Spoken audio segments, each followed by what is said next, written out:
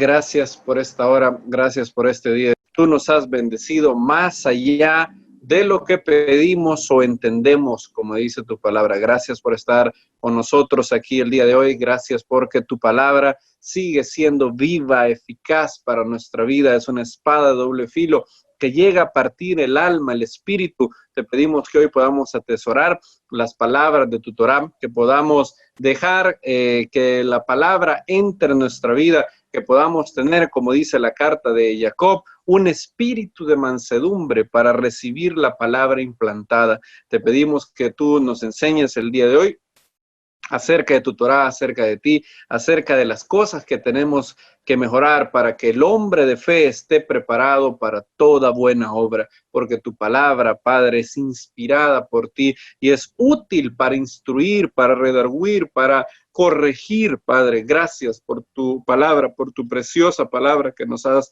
dado. Bendito y alabado sea tu nombre. A ti te alabamos, a ti te bendecimos, porque tú eres digno de toda adoración, todo salmo, toda alabanza, todo cántico es ofrecida al Dios Altísimo, creador de los cielos y la tierra, al Dios de Israel, Hashem Sebaot Shemo. Bendito sea tu nombre. Amén y amén. Baruch Hashem. Qué bueno volvernos a reunir, por lo menos de esta manera virtual, y conectarnos de diferentes partes de América, incluso también algunos hermanos del viejo continente que nos acompañan. Y es un privilegio hoy poder estudiar con ustedes la parashá de la semana. Hoy estudiamos la parashá Korach, y es una parashá corta en longitud, solo son 3 capítulos, el capítulo 16, 17 y 18 del libro de Bamidbar, pero son tantas las verdades espirituales, son tantas las lecciones que la parashá Korach nos da, son increíbles la cantidad de enseñanzas que esta parashá tiene. Si ustedes la leyeron, creo que todos estamos en menor o mayor grado relacionados con la narración. En la parashá Korach se nos da la ocasión donde el liderazgo mismo, la integridad, la autoridad misma de Moisés fueron retados en términos ofensivos, en los términos más ofensivos posibles. En otras ocasiones el problema había sido falta de agua, falta de comida, falta o una agresión del faraón o de Amalek o alguna cosa que había pasado, pero aquí el ataque es hacia el hombre mismo, hacia la persona misma de Moisés. Y se le acusa, los detalles son algunas veces simples y algunas veces hay motivaciones ocultas en Korach, Datán y Abiram, y podemos más o menos reconstruir, y los rabinos en el Midrash Rabbah y en el Midrash Tanhumá han dado muchos comentarios sobre cuáles eran las principales acusaciones hechas contra Moisés. Y el incidente tiene eco en los escritos apostólicos cuando en la carta de Judas se le llama esto la contradicción de Korach. Korach, que es el símbolo del populismo, el símbolo del comunismo espiritual que él quería implantar. Su lema atrapabobos era: toda la congregación es santa, no necesitamos líderes. Aunque en el fondo de su alma él quería ser el líder, ¿verdad? Entonces se le acusa de nepotismo a Moisés, pareciera que se le acusa de haber favorecido a Aarón con el cargo de sumo sacerdote. También se le acusa de incompetencia. Datán y Abiram le dice: nos sacaste de una tierra que fluye leche y miel, de manera ofensiva y con un sarcasmo venenoso. Los Datán y Abiram le dicen a Moisés que Egipto era la verdadera tierra de leche y miel. En realidad era leche de arena y ladrillos, de paja y ladrillos, pero ellos distorsionan eso y le dicen que los ha sacado de una tierra de leche y miel a este desierto, y tú no nos has dado heredades, no nos has dado viñas, no nos has dado todo esto. Y lo acusan de autoritarismo también. Le dicen, de hecho la versión Reina Valera dice, te enseñorearás imperiosamente de nosotros. Así es como lo lee la versión Reina Valera. A mí hace un tiempo bromeaba con la comunidad y decía, quizás Nicolás Maduro leyó a Tania Virán, porque estos fueron los primeros en echarle la culpa al imperio. Y le decía, todo era la culpa de Moisés por gobernar imperiosamente. De hecho, le dicen que él pretende sacar los ojos al pueblo. En otras palabras, hacer enceguecer al pueblo, que el pueblo no vea claramente los abusos que Moisés está cometiendo. También se le acusa a Moisés de haber inventado leyes de su propio albedrío. Los comentaristas dicen que Corach decía, nosotros oímos los 10 mandamientos, nosotros oímos cuando Hashem dijo, me seréis una nación de reyes y sacerdotes. Toda la nación es santa, toda la nación es una Goy Kadosh, como dijo la voz de Hashem, y nosotros oímos los 10 mandamientos, pero nosotros no oímos que Aarón fue el designado para ser sumo sacerdote. No oímos eso. Además de todos los levitas, el único levita que estuvo involucrado en la creación del becerro de oro fue Aarón. Y adivinen quién resultó ser el sumo sacerdote. De casualidad es el hermano de Moisés. Fíjense qué casualidad. Y con esta intriga, Corach pensaba minar el liderazgo de Moisés y se hizo un grupo de apandillados. Aparentemente son 3 grupos por lo menos que podemos discernir. De hecho, los rabinos han identificado 3 o 4 grupos que se unieron en una alianza innoble contra Moisés, y cada grupo tenía motivos distintos. Por ejemplo, Corach mismo es el primero. La molestia de Corach pareciera ser que él codiciaba el sumo sacerdocio. De hecho, Moisés se lo dice, os es poco que Hashem te ha acercado a ministrarle, a servir al Eterno. Procuráis también el sacerdocio, le dice Moisés en Números capítulo 16, verso 10. Pero también pareciera ser que, y los rabinos apuntan a eso, en el primer verso de la Torá, si ustedes, en el primer verso de la Parashá, si ustedes son acuciosos, se presenta a Corach y se da un gran pedigrí. Yo no recuerdo si hay alguna ocasión en donde la Torá, a la hora de introducirnos a un personaje, nos recuerde quién es el papá, el abuelo y el bisabuelo de ese alguien. No es muy común eso. Es más, no sé si acaso existe otra ocasión, pero en la Torá, en la narración de Corach, se nos dice Vayikak, Kohat, Ben Yitzhar, Ben Kehat, Ben Levi. Se nos muestran 3 generaciones arriba de Corach. Y la pregunta es ¿por qué? Y los rabinos en el Midrash Bamidbar Rabam especulan acerca de lo que Corach estaba pensando. Vamos a ir a Éxodo capítulo 6 para exponer lo que los rabinos dicen que es otra de las quejas que Corach tenía. Vamos a ir a Shemot capítulo 6, verso 18. Éxodo, Shemot 6, 18, dice, los hijos de Kehat, los hijos de Coat, los coatitas, eran Amram, Ishar, Hebrón y Uziel. Si ustedes se fijan, los hijos de Coat, de esta rama de Leví, Coat tuvo 4 hijos. El primogénito era Amram, luego seguía Ishar, luego Hebrón y luego Uziel. Entonces, sabemos quién es Amram. De Amram vienen Moisés y Aarón. Ahora, ¿quién es el segundo hermano? El que le sigue a Amram es Ishar. Y Corach, se nos dice en la parashá, es Corach ben Ishar, ¿verdad? Y aquí no nos vamos a meter al punto si hay entre las generaciones, pues los rabinos no están seguros si fueron 210 años en Egipto o 430.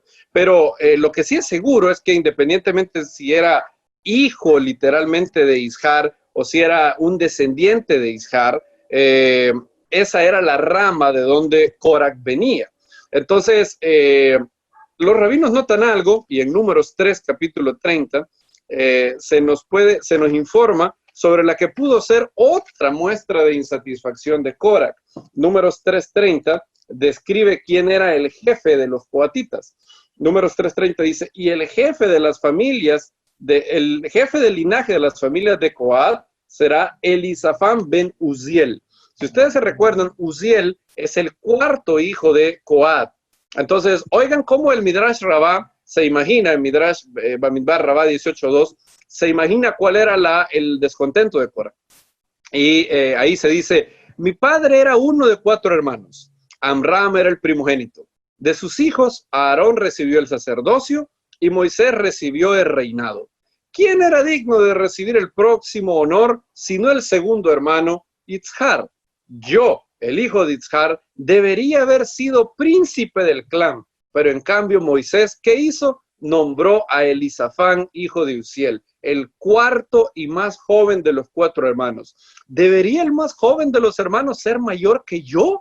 Entonces discutiré con él y me opondré a todo lo que haga. Esas son las palabras que el Midrash imagina que Coraj dijo en protesta por el nombramiento de Elisafán. En otras palabras, Coraj sufría el hecho de no haber sido tomado en cuenta para ser sumo sacerdote como Moisés lo dice, y también muy probable que resentía el hecho que Elisafán, un primo menor que él, haya sido el jefe del sector de los coatitas.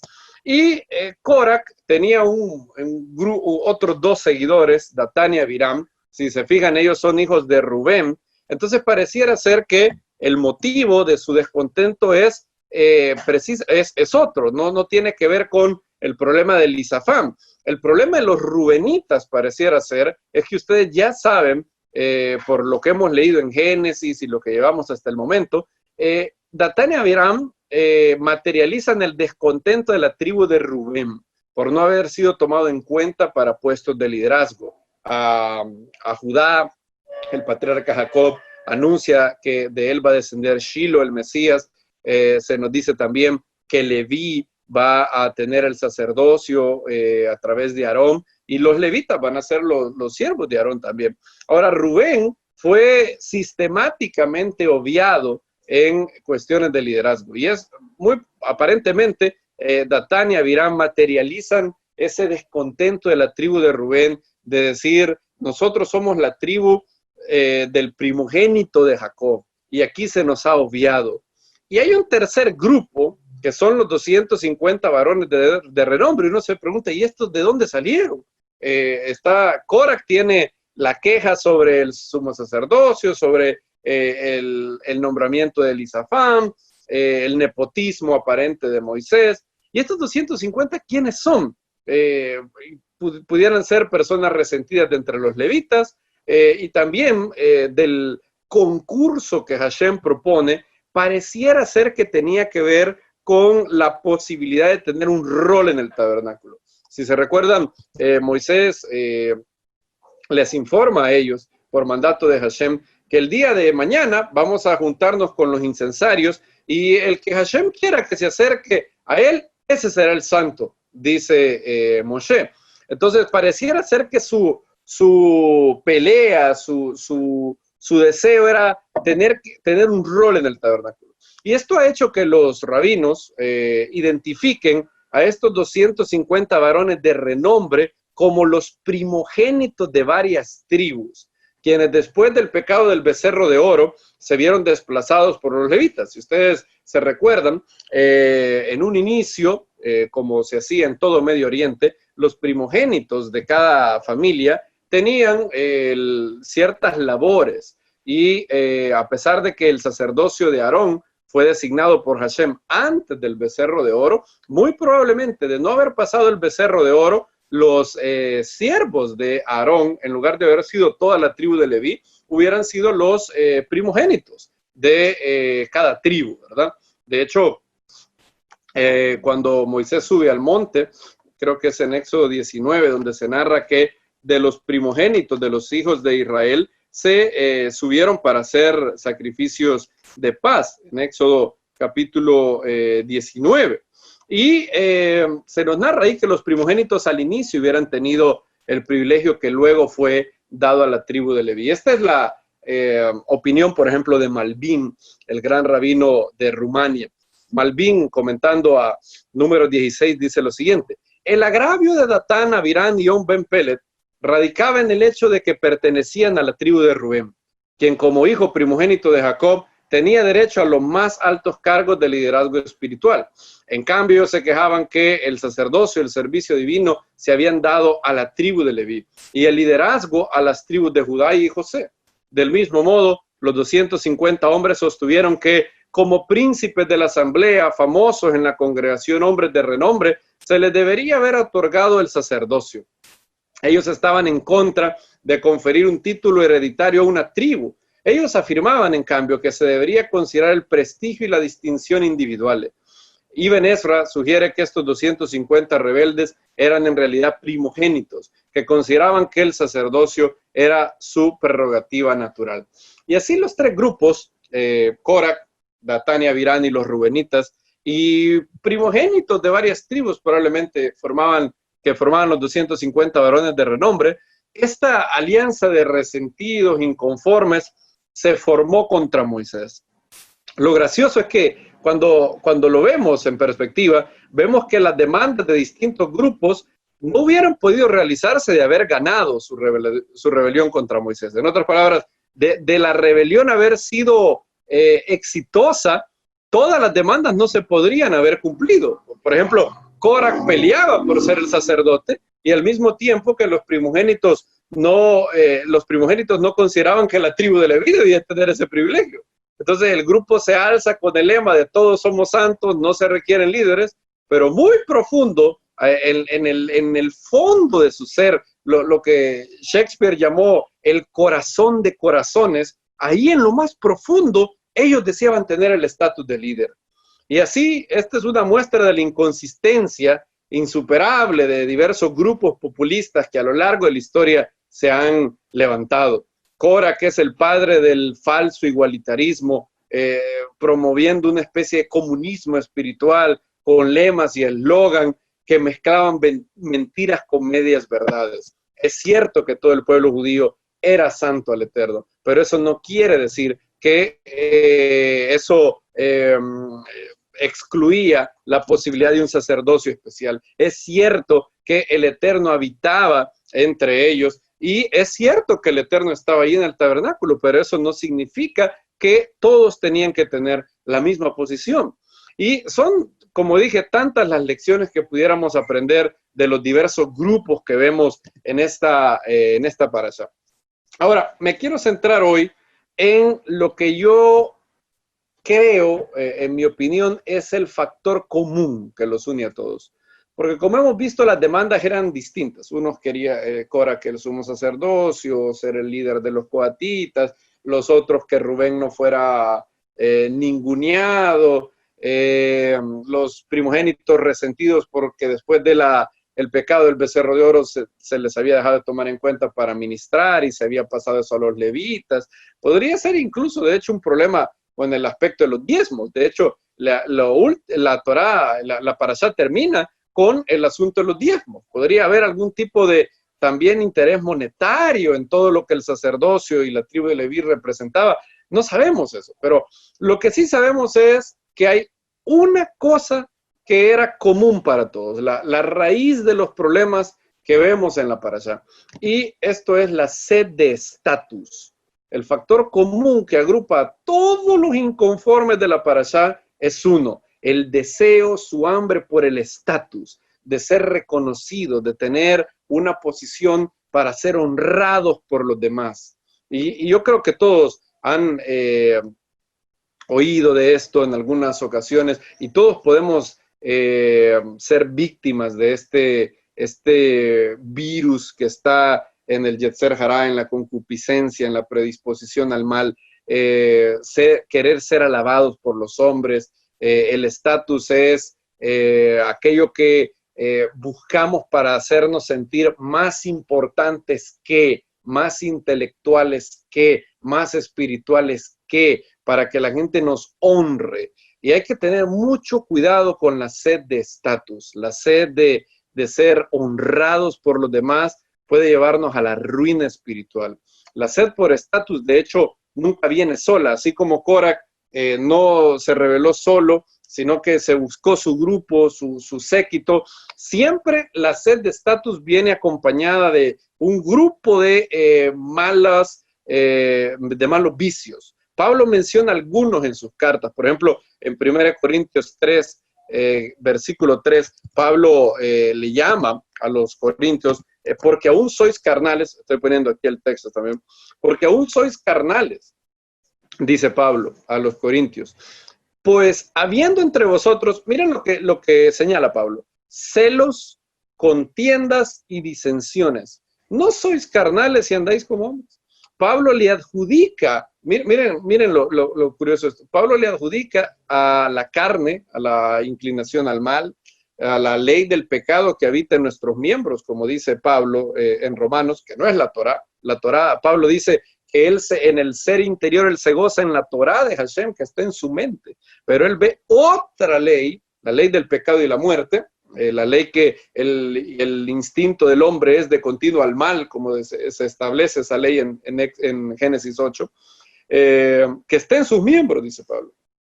Y cuando venimos a Yeshua, la ley del pecado y la muerte recibe un golpe total porque el Espíritu del Eterno nos llena y ahora podemos vencer el poder del pecado. Sin embargo, por eso Pablo le llama a cierto grupo de los corintios niños en el Mesías y les dice que no son espirituales, sino que son carnales.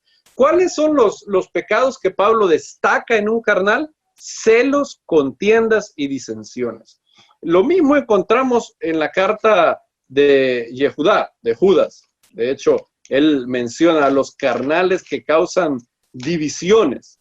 Dice en el versículo 19, estos son los que causan divisiones, los sensuales que no tienen el espíritu. Otra vez se menciona la división, la disensión como síntoma de alguien carnal, de alguien llevado por su Yetzer Hará, su instinto al mal.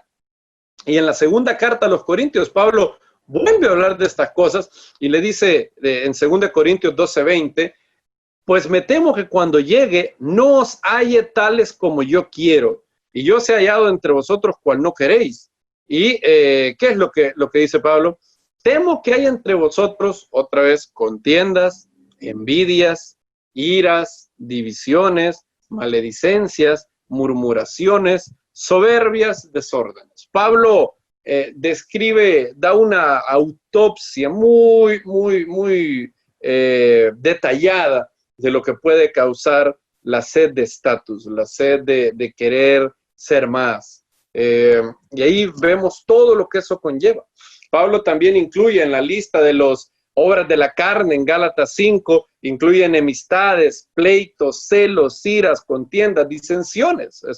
Incluye 6 cosas de las obras de la carne en Gálatas 5 tienen que ver con esta sed de ser más, una sed de estatus, sed de ser honrado, porque eso es lo que despierta todo esto.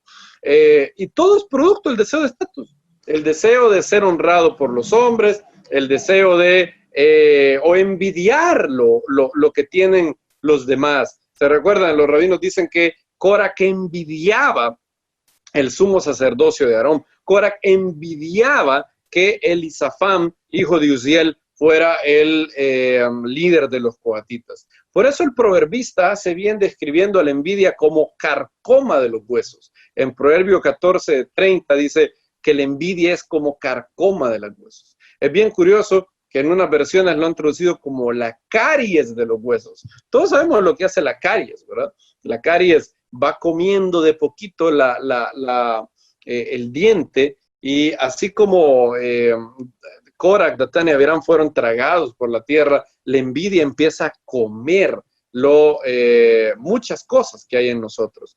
Y la envidia puede ser esa causa de absoluta inconformidad, molestia, para todo aquel que la sufre. Porque el que desea ser honrado por los demás, el que desea el estatus, envidia, codicia y luego entra en contiendas, divisiones, celos, nunca va a estar en paz con sí mismo. Siempre él va a estar en una constante comparación con el otro, va a no estar conforme con lo que Hashem le ha dado. Y esta sed de estatus tenemos que identificarla y cuanto más pronto lo hagamos mejor, y hay que sepultarla totalmente. Si no, nos puede llevar a la ruina espiritual. Y hay tantas personas que con la sed de estatus vemos que esto permea toda la sociedad. Por eso es que hay personas que les gusta pantallar, aquí le decimos en El Salvador, plantear, que tienen más dinero que el otro.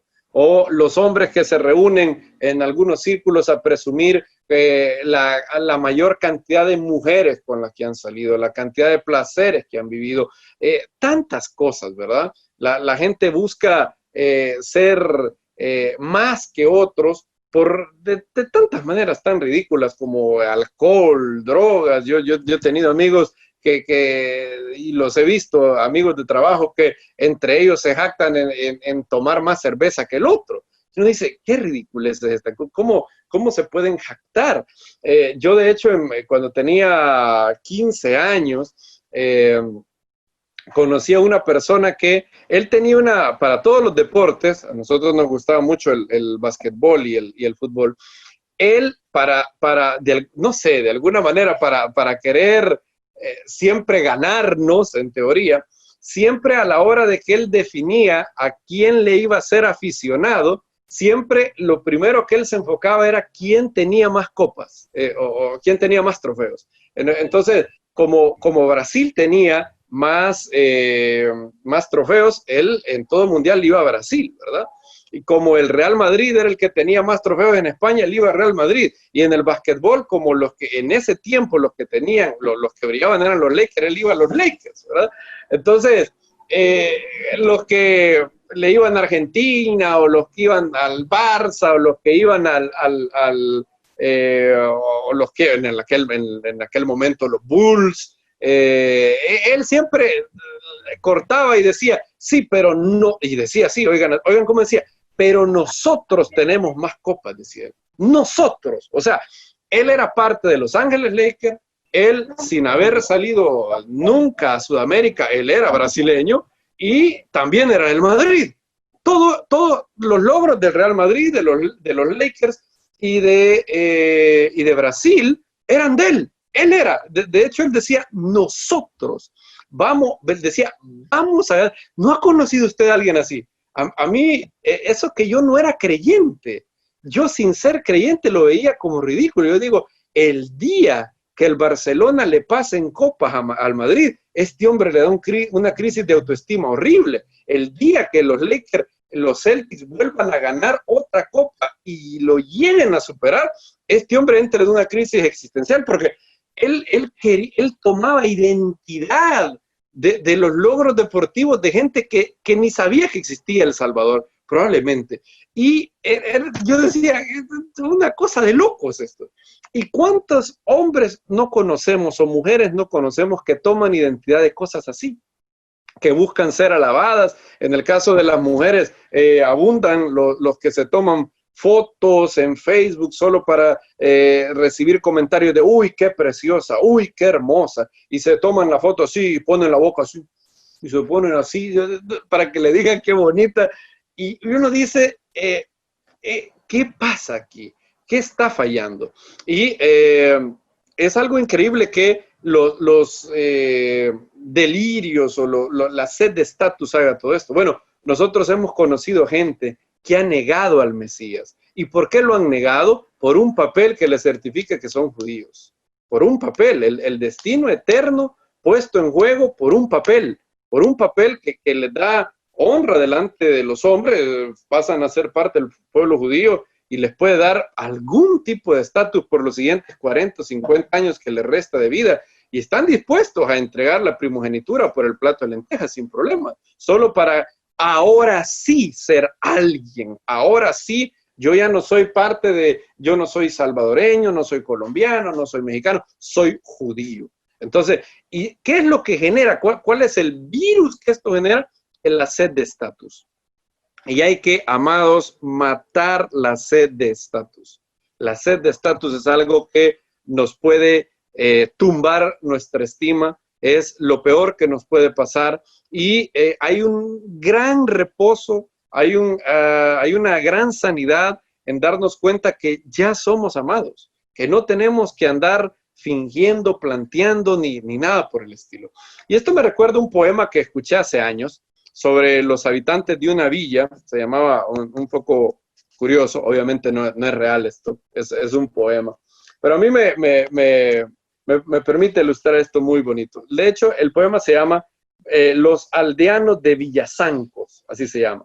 El autor describe una villa donde la gente era bajita de estatura, no eran tan altos, y entonces se reunían en una plaza y se ponían unos zancos. No sé si todo el mundo, si en todos sus países se dice así. Zancos son una especie de cosas de madera con la que uno se eleva, ¿verdad? Y hay hasta, aquí hay muñecos o en los desfiles, hay personas que van en esos grandes zancos y quedan bien altos, ¿verdad? Entonces, miren lo que dice el autor. Le voy a leer este poema. Describe muy bien esto que estoy diciendo. Por eso lo quiero, me voy a tomar la libertad de leerlo. Dice: tal vez no lo sepas, pero tal vez sí, acerca de Villasancos, la villa, donde personas como nosotros, algunas bajas, otras más altas, con trabajos e hijos y relojes en las paredes, están atentas a la hora, porque todas las tardes a las 6, las reuniones en la plaza y el propósito son los zancos, altos zancos con los cuales los aldeanos de Villasancos pueden pavonearse y ser elevados por encima de todos los que abajo son esclavos de la rutina, los que menos tienen, esos que siguen siendo la tribu de los bajitos, los que están en la onda y los pobres que quieren ser altos, pero no pueden, porque cuando se repartieron los zancos, sus nombres no fueron llamados, no fueron elegidos, y sin embargo todavía van a la reunión de aldeanos, empujan para llegar al frente para ver si son importantes. Para el grupo de los que están en la onda, la corte de los muy influyentes, que decide quién es especial y declara con un grito: eres elegante, eres bien parecido, eres inteligente o eres gracioso. Y te entregan un premio, no medallas ni dinero, no un pastel recién sacado del horno, ni una casa que alguien construyó, sino el más extraño de los regalos. Te entregan zancos, avanzan en su misión, su objetivo es más alto. Eleva tu posición, dicen, ese es el juego. Los que están más arriba en Villasancos, tú lo sabes si has estado ahí, hacen la bulla más grande de lo más insignificante. Les encanta la oportunidad en sus altos aparatos de pavonearse con sus zancos el prestigio más alto. ¿No es mejor la vida cuando se ve desde lo alto? A menos que tropieces y de pronto no eres tan seguro de tus zancos. Te inclinas y te balanceas, cuidado abajo, y caes de pronto encima de los muy bajos, del populacho de la tierra. Aterrizas en tu orgullo y ¡ay, qué dolor! Cuando la distinguida policía en la plancha de las planchas no te ofrece su ayuda, sino que te quita los zancos. ¿Quién te hizo rey? Comienzas a quejarte, pero entonces te fijas en la hora y olvidas tu estribillo. Son casi las 6, no hay tiempo para parlotear y entonces regresas a la multitud para ver si eres importante. Y el escritor del poema lo hizo hablando de cómo la gente trata de pavonearse con los diferentes zancos a los que se puede recurrir: dinero, mujeres, placeres, tantas cosas. El profeta Jeremías, de hecho, señala 3 cosas de los cuales el hombre tiende a jactarse. Estos son los enemigos de Dios si llegan a ocupar el lugar de Hashem en el corazón del hombre.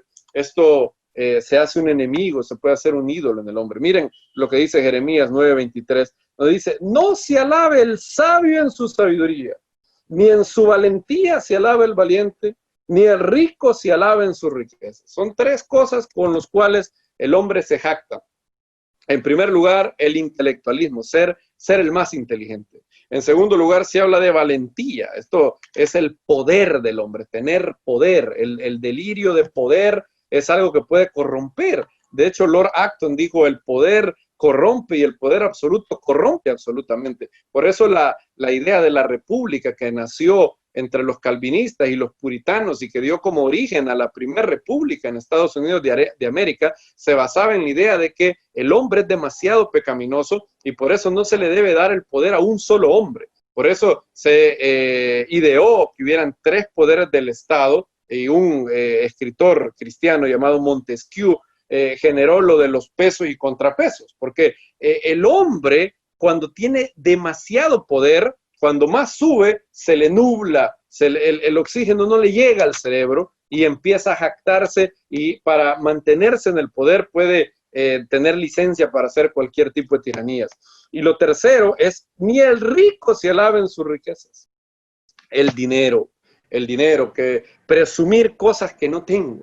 Y hay gente que utiliza zancos de los más increíbles. Otros, por ejemplo, se refugian en querer parecer más inteligentes, lucir más refinados, hablar de manera poco natural, presumir palabras que apenas aprendieron hace algunos minutos y las utilizan no para hacer más claro el mensaje, no para ayudar a los demás a que sea más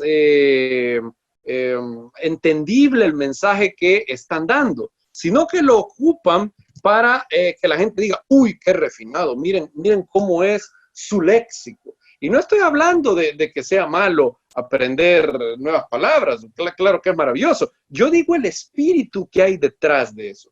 Por ejemplo, en el debate que el doble PhD William Lane Craig tuvo con un ateo, cuando él estaba explicando el argumento moral para la existencia de Dios, el ateo pareció refutarlo y luego William Lane Craig de manera increíble, de manera muy, muy quirúrgico dijo, creo que el doctor fulano de tal, creo que era Sam Harris en ese debate, no ha entendido bien lo que el argumento implica. Yo no estoy diciendo que uno necesita creer en Dios necesariamente para descubrir algún tipo de moralidad. Eso sería cuestión de epistemología moral. Creo que el doctor Harris ha confundido epistemología moral con ontología moral. ¿A qué me refiero con estos términos? Dijo el doctor Craig.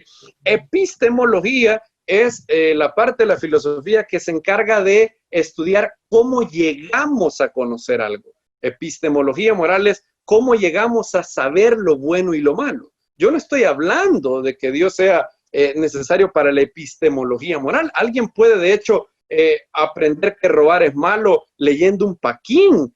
No estamos hablando de eso. Lo que yo estoy hablando es de ontología moral. ¿Qué fundamenta que algo sea malo o bueno? ¿Cuál es el fundamento sobre el cual existen los deberes morales? En la ausencia de Dios, nuestra moralidad solamente sería un constructo, una convención social, pero debido a que no hay nadie que ha legislado algo, es completamente inverosímil saber por qué en una sociedad sin Dios yo debo estar obligado a comportarme de una manera u otra. Como dijo Dostoyevsky, si Dios ha muerto, todo es permisible. Ahora, cuando William Lane Craig ocupa la palabra epistemología, ontología, él lo hace para hacer una distinción y que la gente entienda más. Y se nota, el espíritu que lo hace no es un espíritu para que digan, uy, qué sabio es este hombre.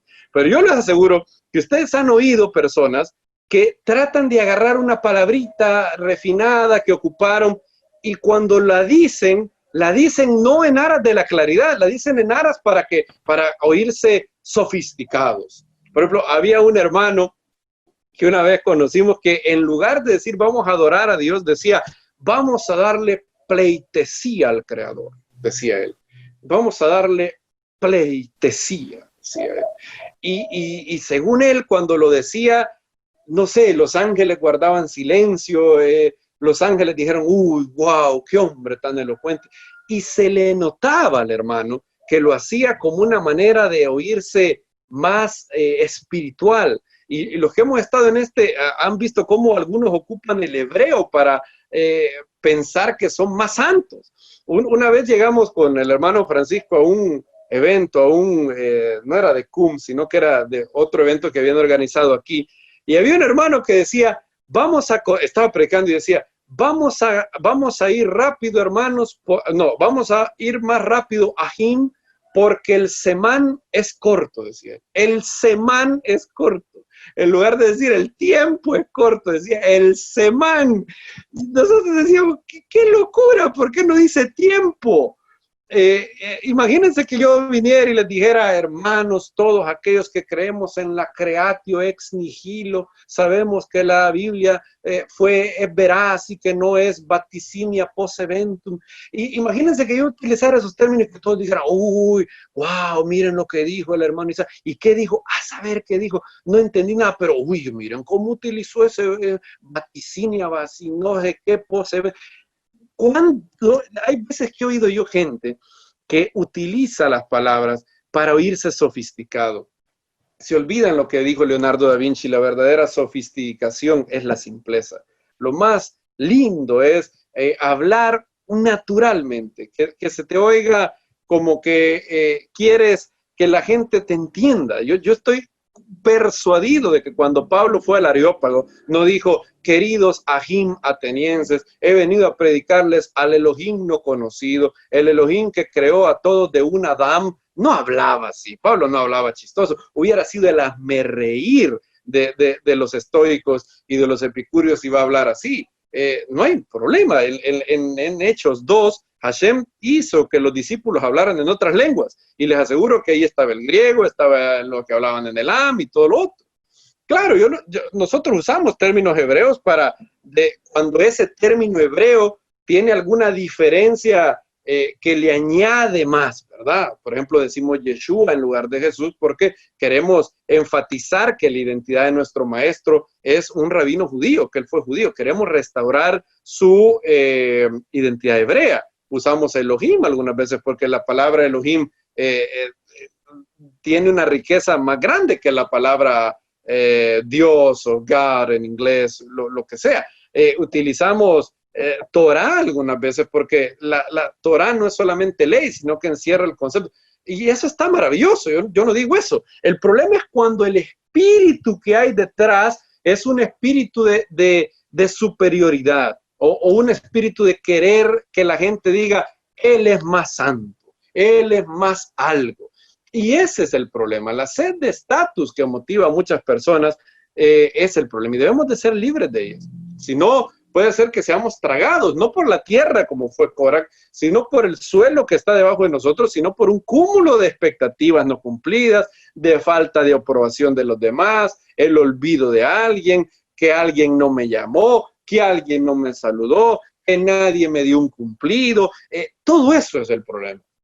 Ahora, a este punto, ustedes probablemente alguien podría decir, pero hermano, ¿acaso no vimos en la parashá pasada, en 1 Tesalonicenses 5, que debemos animarnos unos a otros? ¿Acaso no dice Hebreos 10:24, considerémonos unos a otros para estimularnos al amor y a las buenas obras? ¿No está escrito en la Biblia que debemos de esperar palabras de aliento de los demás? Y claro, yo estoy claro de eso. Claro que debemos animarnos. Claro que debemos estimularlos. Claro que si alguien bendijo mi vida con una predicación, vaya y dígale a ese hombre que Hashem lo utilizó para hablar a su vida. Baruch Hashem, maravilloso eso. Claro que hay que estimularnos, como dice Hebreos 10:24.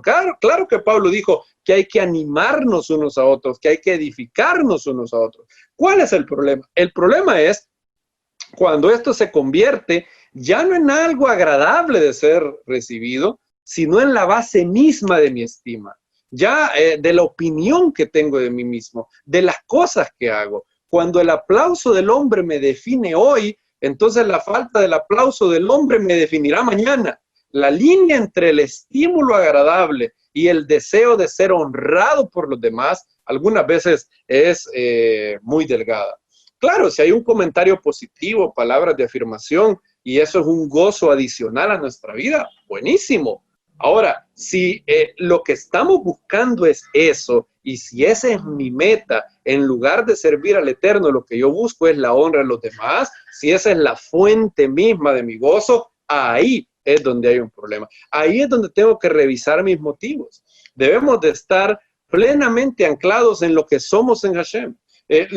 La opinión que Hashem tiene de ti, el deseo de servir al Eterno, el amor que tienes a Hashem, la identidad que tenemos a Hashem, esa es el plato, el ingrediente principal de mi gozo. Si un hermano viene y me da una buena palabrita, hay postre, veámoslo así, qué bueno, hay postre. Okay. Tenía el plato principal y me vino un gozo adicional, bendijo hermano, Baruch Hashem. Ahora, cuando eso, en lugar de ser el postre, es el plato principal, entonces tu autoestima va a estar dañada, porque vas a vivir a la deriva y vas a vivir definido por los demás, y eso es una locura.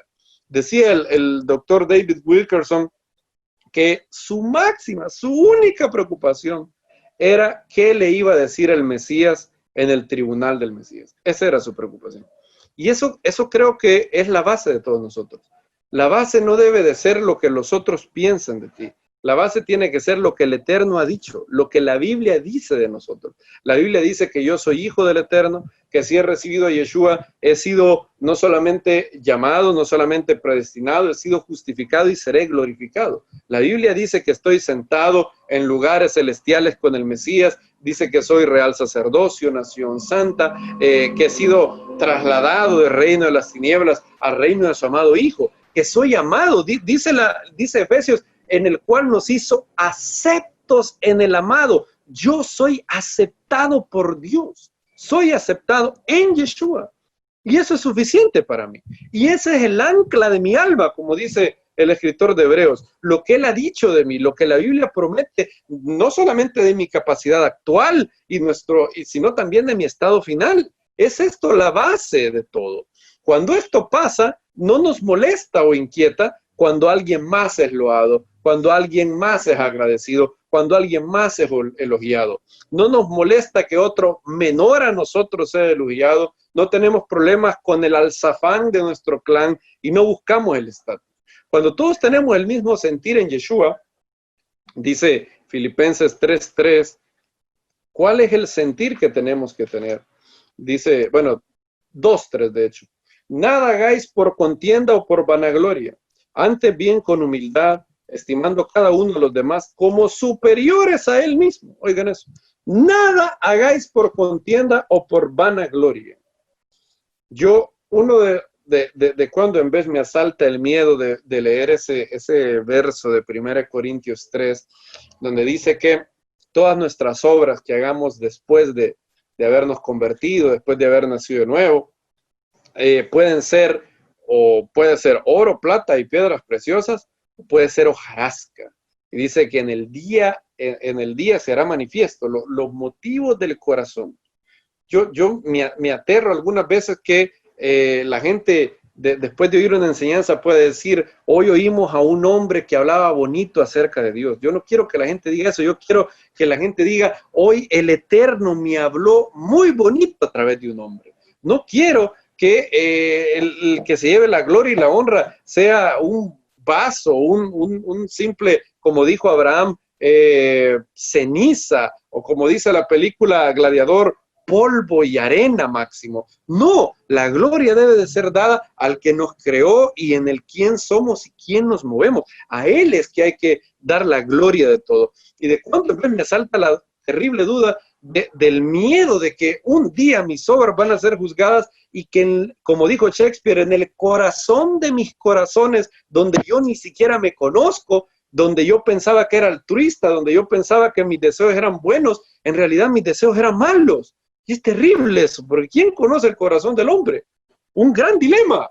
Ni yo puedo saber, porque yo no puedo salirme de mi corazón para evaluarlo. Solo es algo que viene a nosotros y es como dice el rey David, escudriñame Hashem. Él le pide a Hashem que lo escudriñe totalmente y ve en mí si hay un corazón de maldad, si hay camino de maldad en mi corazón.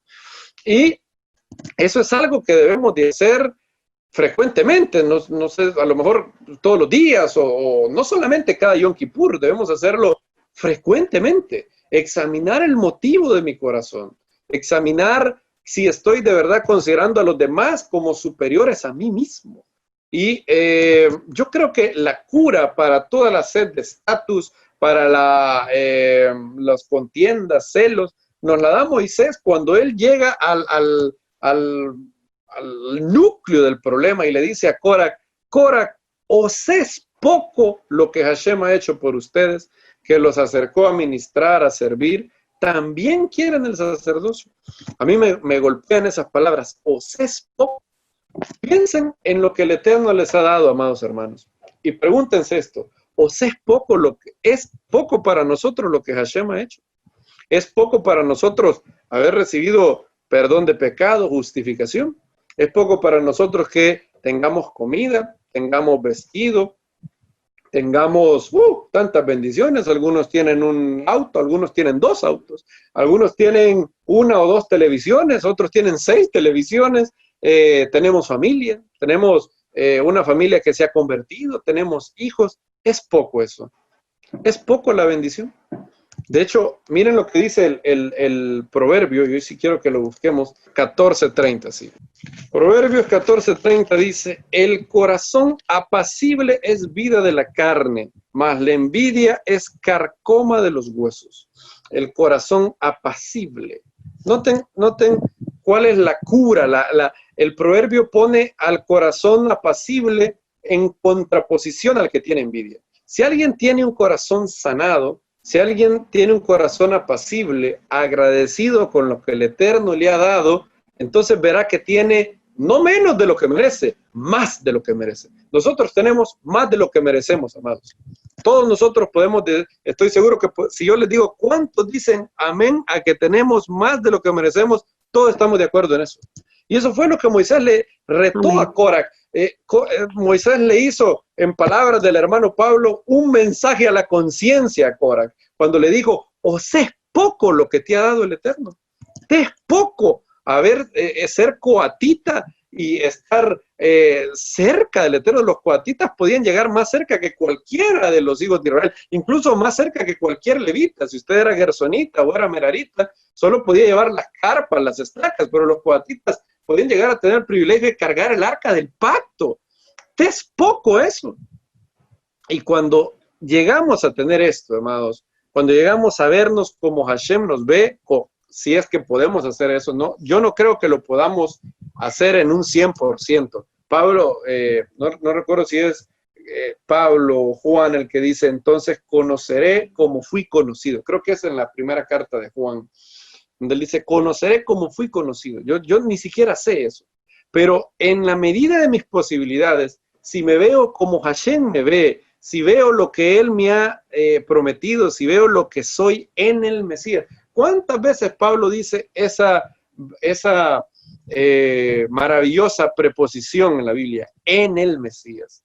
El que está en el Mesías es nueva criatura. Estamos sentados en lugares celestes en Yeshua el Mesías, por lo cual estoy seguro de que ni lo alto, ni lo bajo, ni lo presente, ni lo porvenir, ni la muerte, ni la vida, ni ángeles, ni principados me pueden separar del amor de Dios que es en Yeshua el Mesías, Señor nuestro.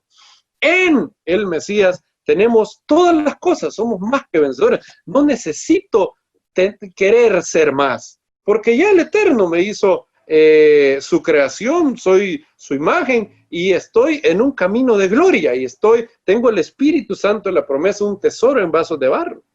Y cuando uno comprende esto, la vida es más fácil. Si uno es llamado a desarrollar un ministerio donde es la cabeza, bueno, Baruch Hashem lo ve como una oportunidad para servir al Eterno y a otros. Si es el segundo en el ministerio, si no es el Moisés, sino que es el Aarón del ministerio, Baruch Hashem lo verá como la oportunidad de ser la pieza clave, el primer seguidor, el primer apoyo a la visión. La Biblia no está hecha únicamente de Moiséses, de Elías.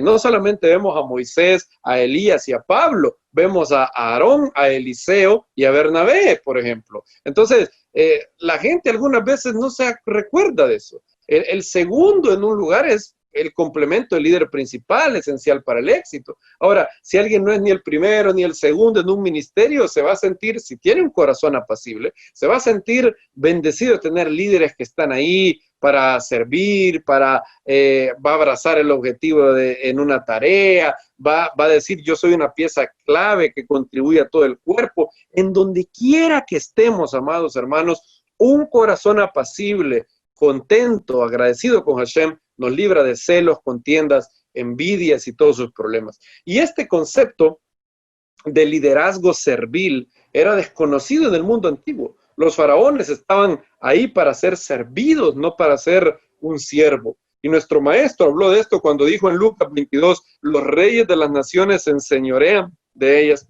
y los que sobre ellas tienen autoridad son llamados bienhechores. No sea así a vosotros, sino que el que sea el mayor entre vosotros, sea como el más joven, y el que dirige como el que sirve. Podemos perdernos quizás lo increíble de estas palabras, al haber crecido en una sociedad que está impregnada de la influencia moral de Yeshua. Podemos no percibir lo grande, lo profundo que era esto que él dijo. Así como el pez puede llegar a olvidarse del agua por estar rodeado de ella y darla por sentada, nosotros podemos oír estas palabras y asumir que siempre ha sido así en cualquier lugar del mundo. Y no es cierto. Y es esto lo que Datán, Coraj y Abirán no entendieron. Para ellos el liderazgo era estatus. Ellos acusaban, noten las acusaciones, acusaban a Moisés y Aarón de haberse elevado sobre la comunidad. Dijo Coraj, Datán y Abirán dijeron, ¿por qué te enseñoreas de este pueblo? Y nada estaba más lejos de la verdad. Moisés, dice la Biblia, era el más manso de los hombres de la tierra. Ahí radicaba la grandeza de Moisés, en su mansedumbre, en su humildad.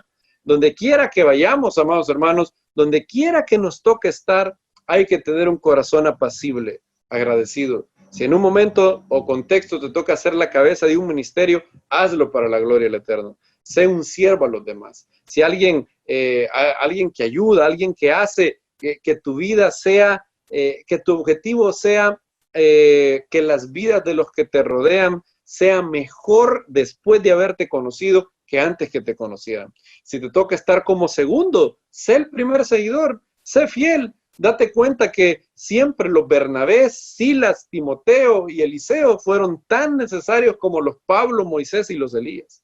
Ni Michael Jordan pudo ganar un campeonato solo, necesitó un Scottie Pippen.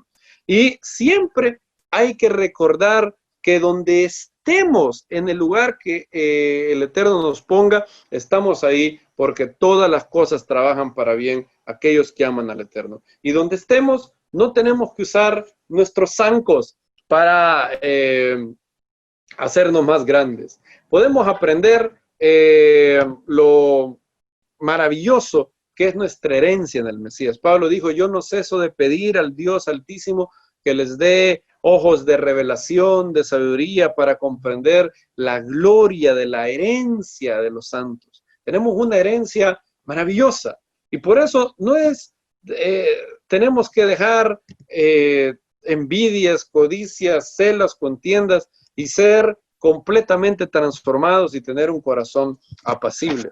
No les conté cómo finalizaron ahí en Villasancos. El célebre, famoso actor Max Lucado dice cómo terminó la cosa ahí con los aldeanos de Villasancos. Así termina el problema, así termina el poema. Los aldeanos de Villasancos todavía se reúnen y las multitudes todavía claman, pero más son los que no vienen, parecen menos enamorados. ¿Por qué ha pasado esto? Desde que vino el carpintero y se rehusó a usar zancos, escogió lo bajo y no lo alto, y dejó el sistema patas arriba. Ustedes ya son importantes, dijo el carpintero a los aldeanos. Confíen en mí en esto y mantengan sus pies en la tierra. Que aquel que se entregó a sí mismo por nosotros siempre sea el que tenga la preeminencia en todo, como dijo Pablo a los colosenses, que él tenga la preeminencia en todo y que, como dijo el apóstol Pedro, que todos podamos crecer en la gracia, el conocimiento de nuestro Señor Yeshua el Mesías. A él sea gloria, ahora y hasta el día de la eternidad. Amén. Amén. Amén. Padre, gracias por esta hora, gracias Amén. Por estar con nosotros. Bendito, alabado sea tu Amén, nombre. amén, Te damos amén. gloria a ti porque has estado con nosotros, has hablado en nuestra vida. Quema, Padre, todo celo, toda contienda, todo espíritu de envidia, de codicia, toda sed de estatus que haya en el cuerpo del Mesías, Padre. Haz que seamos mansos, pues los mansos heredan la tierra, y haz que haya en todos los que estamos aquí reunidos el mismo sentir que había en el Mesías de Yeshua, que no consideró ser similar a Dios como algo que codiciar, sino que se rebajó haciéndose un siervo, y se rebajó a la peor de las muertes, y por eso tú lo exaltaste y le pusiste, Padre, como el Señor de la creación. Te pedimos que haya entre nosotros ese mismo sentir y que tú puedas darnos a todos un corazón apacible, que todos podamos vernos como tú nos ves, Padre, que todos somos valiosos, todos somos importantes, todos somos diademas de Dios, todos somos saetas en tu aljaba. Te damos muchas gracias porque en ti somos más que vencedores y sabemos, Padre, que tú nos amas. Como dijo el profeta, te he amado con amor eterno. Gracias, Padre, porque nos amaste desde antes de la fundación del mundo, y tu amor, tu bondad, tu misericordia son el ancla de nuestras almas. A ti sea la gloria, a ti sea todo cántico, todo salmo, toda gloria. Haz que nuestro agradecimiento ascienda delante de ti como un sacrificio de toda. Gracias, Padre nuestro, en nombre de Yeshua. Amén y amén.